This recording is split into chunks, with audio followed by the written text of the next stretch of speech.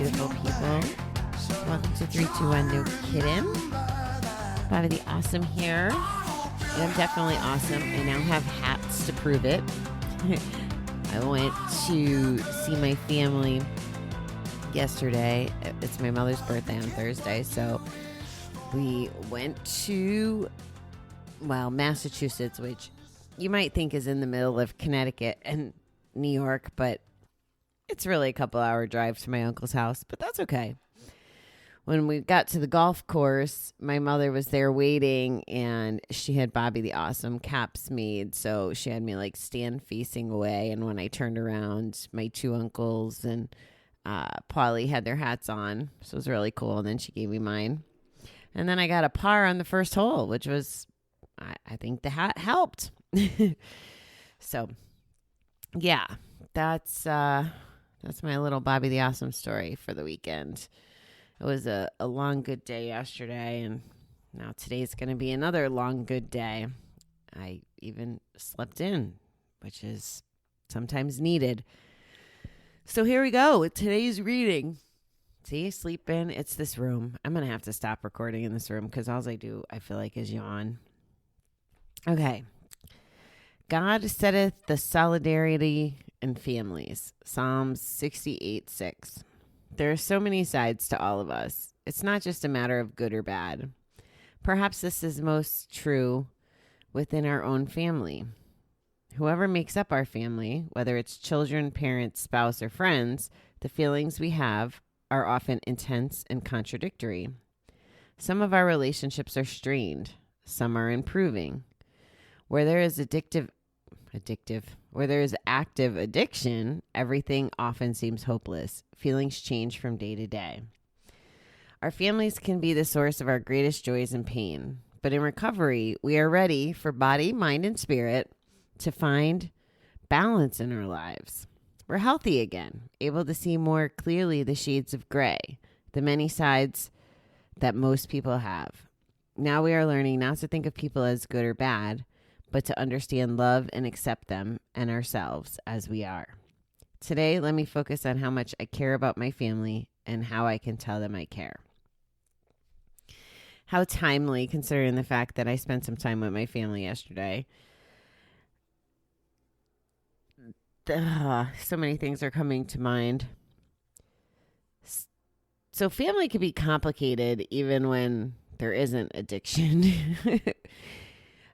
I've been kind of alluding and mentioning there's a little bit of a family issue going on right now with two of the fellas aren't getting along, and it's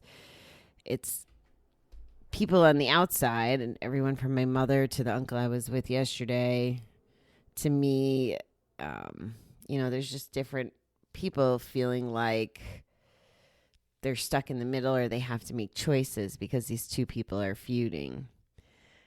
And I'm feeling super grateful that I have my recovery and the things that I've learned the last few years, because I could see getting caught up in this and really either making the situation worse or having opinions that'll just, it's not my fight. So I need to treat it as such. And I don't know that I would have had that clarity a while back.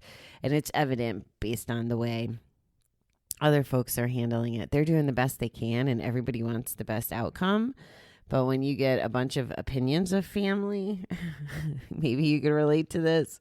There's a lot of opinions and a lot of people thinking that their way is the right way or the best way or the helpful way, that sometimes you don't make quite the progress you'd like to. And that's kind of what's happening.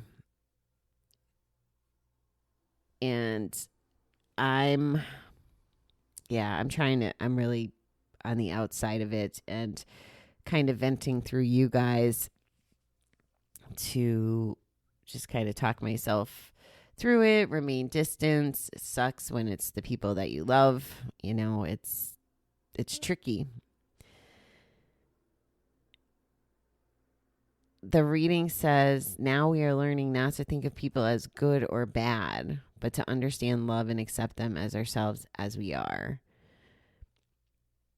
This part of it really strikes a chord with with the conversation I had with my uncle and his girlfriend on the boat yesterday, as well as maybe my relationship with people in my family that, may not show up the way I wish they would, or deal with their addictive nature, depression, or whatever's going on the way I wish they would. Can't control that. It's okay. So I don't think of people as good or bad anymore. Like one of the conversations we had yesterday, there was a relative from a long time ago. I don't think she was like my first cousin, or I don't think she was like super, super, in that first string. I sure hope not, because I thought her son was super, super handsome and had a crush on him, and that would be highly inappropriate. So we weren't like that connected, but somehow she was, she used to hang out with my mom as a child. They were definitely family. And I think she took my mother's Barbie dolls or something. There was some crazy story about it. And she's a very religious person. And I remember having conversations back when, eons ago, to understand, that she was in the family tree. And I remember Mom having this resentment from when they were kids. And I didn't really understand it then, and I'm not sure I understand it now, if, Mom still feels some kind of way about it 60 years later. But for a while, this lady showed up in the family and was very engaged, and then she wasn't around anymore. And I hadn't really thought much about it until we were talking yesterday. And the reason that it sounds, they moved geographically, but it sounds like part of the reason that she was not really embraced by the family as much, just, the side, was because of her, I don't want to say her religion, but she was someone who had a relationship with God, and that's fine, but had to preach it or force it or, like put it in people's faces all the time. And I don't know what your stance is. I'm sure everybody listening has their own perspective on God, religion, higher power, all that. And I try to be very mindful of that. And I don't really care what people's thoughts are on it or what they are or whatever. It's not that I don't care what their thoughts are. I'm sorry. I don't care what people's preferences are. It doesn't mean anything to me from a place of, judgment or care or whatever. I've really said that kind of wrong. However, I know myself, I'm uncomfortable when people push their beliefs down my throat. Like when I don't ask. Like I'm very curious about religion and God and the universe and all that. It's intriguing to me. But it doesn't mean that you get to tell me like what I should believe. Like that part of it's a turnoff. And it sounds like there was some of that going on with the family. So that doesn't make her bad per se. It just makes it so some people don't want to deal with that. So I think that's kind of what I get out of that line. It's not good or bad. You just love and accept them the way they are.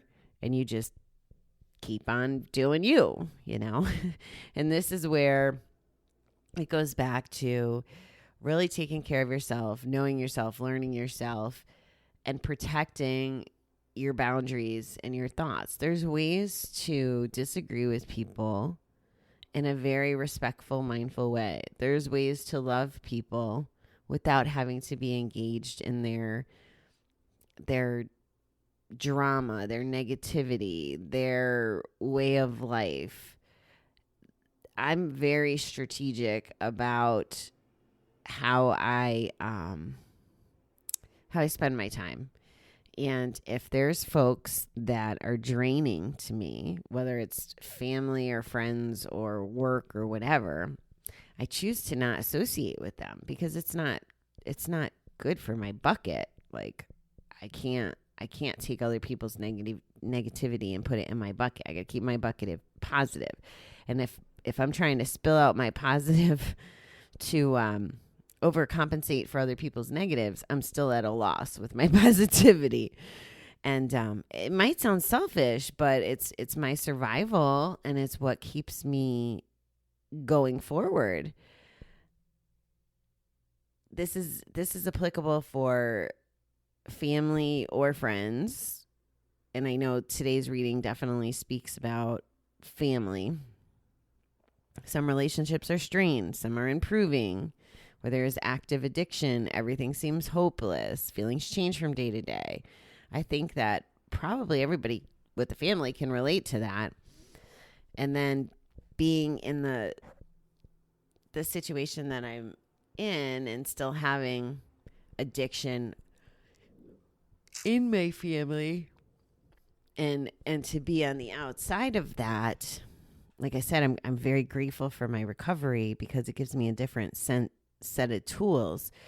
Could you see how if you had addictive family members, whatever it is, gambling, drinking, drugs, whatever it is, how that could impact you and your emotions? And we talk so much about how we cope with our emotions. So could we take it a step further? If someone is an addict and it generates frustration with us, or anger, or sadness, could you see how those feelings would need to be coped with and maybe lead you to addiction?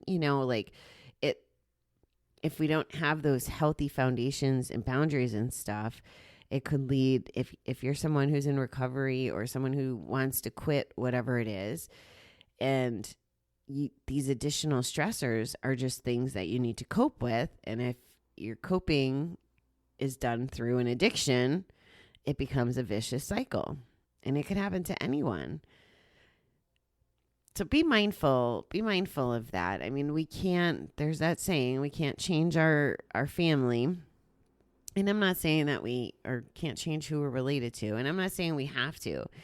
There's ways to be loving and kind and respectful without damaging yourself. And that's what I want to drive home and you know what, guys, you have to be prepared too. Like, one of the things that I try to do when dealing with my brother is I just try to make sure that the last thing I say to him is, I love you. And I did this with my ex too. Like, all right, I can't deal with you, but the last thing I'm going to say to you is I love you, because I do love you. And I don't butt them. I'm butting you. I do love them. I can't have them in my lives, if they're going to be bringing me down and impacting me. So that's a way to do it in a kind way. Now, how they respond is not always going to be pleasant if you choose that strategy. Maybe it will be. Maybe they won't respond at all. It's hard to tell. Everybody's going to be different. And it goes back to, again, our foundation of not setting expectations.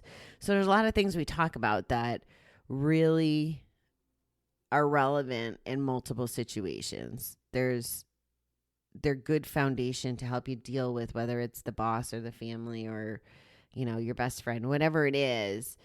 Not setting expectations, protecting your positivity. I like that. Protecting your positivity. That has a nice ring to it. Yeah. Sorry, I got a little sidetracked there, but that does have a nice ring to it. And I think we're going to talk about that. That'll be a good way to keep our buckets full, by protecting our positivity. There we go, guys. A new idea is born. Anyway, show love, be kind, be grateful for everything that you have. Yes, I'm preaching my beliefs on you, and that's okay because you're listening, which means you're interested. If you're not interested, you can leave, I guess. I hope you don't, but you can if you want to, if that's your boundary, to not put up with me.